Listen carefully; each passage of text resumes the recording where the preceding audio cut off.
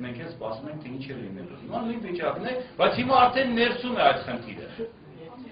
Ես հպարտ եմ, որ ավարտել եմ Վերոնիկ Դեմիրճյանի անվան թիվ 4 հայկական միջնակարգ դպրոցը Ախալքալաքում։ Կարեն Խոդիկյանն է այստեղ նաև ավարտել այդ դպրոցը։ Բայց ես հիմա վախենում եմ իրեք ինչից, երբ իմ ուսուցիչներին հանդիպեմ եւ այսօրվա ուսուցիչներին, որոնք այսօր այնտեղ աշխատում են, ինչ պիտի պատասխանեմ որպես հայ մտավորական։ Երբ որ մեզ ասում էին, թե մենք 18 տարի ինչ պայքարում ենք վրացական իշխանությունների դեմ,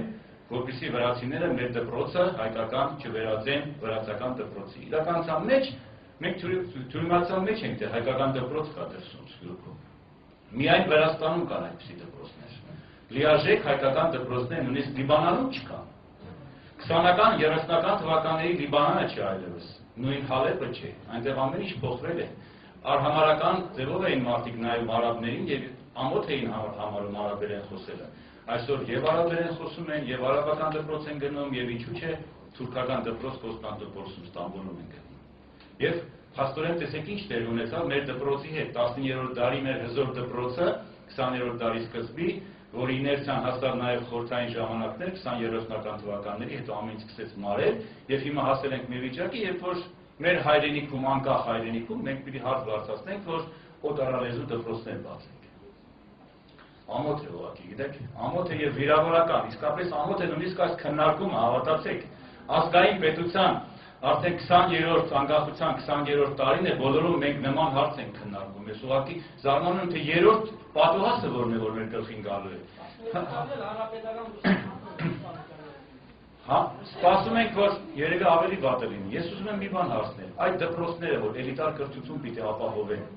չեն մտածում մարդիկ, թե այդ դպրոցները ուղղակի ուղեգրեր են բաժանելու դեպի արտասահման։ Ընդունենք, որ ֆրանսիական դպրոցն ավարտողներից 1000 հոգի են, ամենայն հավանականությամբ այդ 1000-ից 800-ը հնարավորություն կստանան գնալու Ֆրանսիա եւ դրանցից հազիվ 50-ը եթե վերադառնան շատ լավ կլինի։ Նույնը անգլիականը 5000 հոգի կավարտեն, բնականաբար 15000 կավարտեն ռուսական դպրոցի շրջանավարտները եւ խեղճ ու կրակ հայկական դպրոցներից երևի կմնան մի քանի հազար մարդ, որոնք պիտի գնան մեր սահմանը պահեն։ Ես ուզում եմ հարցնել նախարարին, դուք հաճախակի լինում եք Հայաստանի Հանրապետության սահմաններում ռազմաճակատի առաջին գծում, մենք պաշտպանության նախարարության հետ մեկտեղ կազմակերպում ենք դասախոսություններ հենց առաջին շարքում, խրամատների մեջ, եւ հաճախակի հանդիպում ենք զրահապատ, այսպես զրահով սահմանի հենց առաջին գծում կանգնած զինվորի հետ, թե ինչ ես զգում դու, ասում է պատասխանատվություն։ Ես ուզում հարցնել անգլիական, ֆրանսիական, ռուսական, ինչու՞ չէ նաեւ տունգուսական, թուրքական, նենեցական դպրոց ավարտող շրջանավարտը այդ սահմանը պահելու է։ Մեր կռիվն ավարտվել է արդյոք։ Մեր կռիվը ուրեմն այն է, որ մենք գլոբալ աշխարհում ներկայանանք փոխկապներով եւ վարժ անգլերենով խոսենք, բացարձակապես ոչ, դա չէ մեր խնդիրը։ Մենք լուրջ կռիվ ունենք, մեր կռիվը սահմանների վրա է, մեր կռիվը չի ավարտվել։ Մենք լուրջ մարտահրավերների առջև ենք կանգնած, դրա մասին պիտի մտածենք։ Եվ մենք օտարալեզու դպրոցներով վերջնականապես մեր ազգի ողնաշարը կկոտրենք։ Ամոթ է։ Եվ ես հույս ունեմ, որ գոնե այս անգամ մեր պայքարը հանրության կարծիքը լսելի կլինի, եթե լսելի չի լինի, ուրեմն մեր անկախությունը ամենայն հավանականությամբ վտանգված է եւ իսկապես երրորդ հանրապետություն ապագա չունի։ Շնորհակալ։ Ուրեմն ես մի խնդրանք ունեմ, եթե կան մարդիկ, որոնք ժամանակի առումով պիտի ավելի շուտ գնան, մեր ներկայացուցիչը կանգնած է մուտքի մոտ եւ մեր հայտարարությունը վերջը կարող եք ստորագրել դուրս գալուց։ Հիմա չընթերցեմ, որտեղ մենք վերջում ընթերցել ենք, կարող եք ծանոթանալ եւ եթե համաձայն եք ստորագրել։ Մեկ րոպեանոց հայտարարություն ունի Տիկինը եւ խոսի Հելսինկյան կոմիտեի նախագահ պարոն Ադուտիկ Իշխանյանը։ Շատ կներեք իհարկե, ես կարծում եմ, որ մենք բոլորս համախոհներ ենք այստեղ հավաքվել։ Եվ մենք մեր բարձրացում որակավորման հանձնաժողովի նախագահի տեղակալ Լիլիթ Ազոմանյան։ Ես անկեղծ ասեմ շատ դժբախտ էի գալիս այդտեղ, բայց հիմա շատ ուրախ եմ, շատ երջանիկ եմ, որ կարողացել ենք ինչ-որ հարցի շուրջ հավաքվել։ Բայց 2 ժամ արդեն մենք մեր բան ենք ապացուցում, որ մենք գիտենք։ Շատ եմ խնդրում, եկեք այս անգամ գոնե այլևս չխոսենք, ինչ վիճակ է, ինչ չարիք է, բոլորս գիտենք, որ իրոք չարիք է։